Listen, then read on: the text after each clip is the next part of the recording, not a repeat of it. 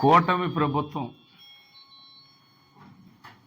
విధానాలు, వాళ్ళు కూటమి ప్రభుత్వం అధికారంలోకి రావడానికి ఇచ్చినటువంటి వాగ్దానాలు, సూపర్ 6 ఇవన్నీ నిన్న చూస్తే బడ్జెట్లో మరి సూపర్ 6 ఎక్కడుందో బడ్జెట్లో అయితే కనిపించిన పరిస్థితి లేదు. ఏదో అరకొరగ్గా 11,000 కోట్లు కావాల్సినటువంటి దాన్ని 6,300 కోట్లు అట్లా కొంత 1-2 పథకాలకు అట్లా ఏర్పాటు చేశారు. అది కూడా నామమాత్రం. కానీ వాళ్ళు చెప్పిన సూపర్ 6లో రైతు భరోసాకు సంబంధించి వాళ్ళు చెప్పింది నిన్న బడ్జెట్లో పెట్టిన దానికి ఎక్కడా ట్రాలీ అయ్యే పరిస్థితి లేదు, ఎక్కడా పొంతన లేదు.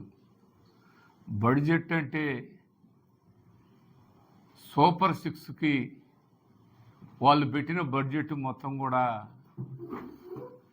ఎక్కడ సూపర్ 6లో మరి బస్సు ఉచిత బస్సుకి ఎక్కడన్నా మరి బడ్జెట్ కేటాయించినట్టు ఎక్కడా కనిపించదు. అదే కాదు, మరి పూర్తి స్థాయిలో నీకు 1,500 నీకు 1,500 అని చెప్పింది ఎక్కడా కనిపించలేదు. మరి ఉద్యోగానికి సంబంధించిన నిరుద్యోగ భృతి ఎక్కడా కనిపించలేదు. సూపర్ 6 అనేది వాళ్ళు పూర్తి స్థాయిలో ప్రజల్ని మోసం చేయటానికి, ప్రజల దగ్గర నుంచి ఓట్లు వేయించుకునేదానికి వాళ్ళు పెట్టినటువంటి సూపర్ 6 బాబు షూరిటీ, బాబు గ్యారంటీ బాండ్లు ఏమైనాయో ఆ ఇళ్లలో బాండ్లు దాచిపెట్టుకోమని చెప్పాడు. ఈరోజుకి మరి చెప్పాలంటే రైతుల్ని పూర్తి స్థాయిలో ముంచేసిన బడ్జెట్ కనిపిస్తూ ఉంది. గృహ నిర్మాణం అన్నాడు, దాంట్లో పూర్తి స్థాయిలో కొలాప్స్ చేశాడు. పేదవాళ్ళ ఇళ్ళకి మరి ఎక్కడ ఇది మేము ఇస్తాము పేదవాళ్ళకని చెప్పిన దాంట్లో ఎక్కడా కనిపించలేదు. ఎస్సీలను పూర్తిగా ముంచేశాడు, బీసీలను ముంచేశారు. ఎక్కడ గతంలో ఎస్సీలకి, ఎస్టీలకి, బీసీలకి, మైనార్టీలకి చేసినటువంటి మరి ఇచ్చినటువంటి పథకాలు మీ సూపర్ 6లో ఎక్కడా కనిపించలే. అదే ఒక సూపర్ 6 ఇక్కడ వినుకొండ వచ్చేసరికి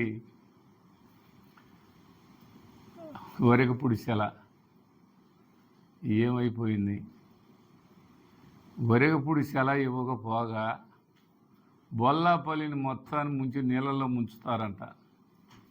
బొల్లాపల్లిలో ఒక పెద్ద నదిని ఏర్పాటు చేస్తారంట. బొల్లాపల్లి మండలం మొత్తం మునిగిపోవాలంట. బొల్లాపల్లి మండలం మొత్తం తిరగట్టాలంట.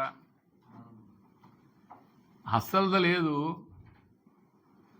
వరెగపుడిసెల అనేది లోకేష్ గారు వినుకొండ వచ్చి వెళ్తూ మధ్యలో కొండ్రముట్ల దగ్గర ఒక శంకుస్థాపన రాయేశాడు. మరి దాని సంగతి ఏంటి? అసలు బడ్జెట్ సమావేశాలు, బడ్జెట్ ప్రవేశపెట్టిన విధానాలు ఇవన్నీ కూడా జగన్మోహన్ రెడ్డి గారిని తిట్టడం, జగన్మోహన్ రెడ్డి గారిని ఆడిపోసుకోవటం, జగన్మోహన్ రెడ్డి గారిని పూర్తి స్థాయిలో జగన్మోహన్ రెడ్డి గారి గత ప్రభుత్వంని మాట్లాడటం, విమర్శించడాలు తప్ప ఎక్కడ కూడా బడ్జెట్కు సంబంధించి, ప్రజలకు సంబంధించి వాళ్ళు అంత అబద్ధాలతోటే అబద్ధపు బడ్జెట్ని ప్రవేశపెట్టినటువంటి ఆర్థిక మంత్రి గారు ఎంత బాగా చెప్పారు.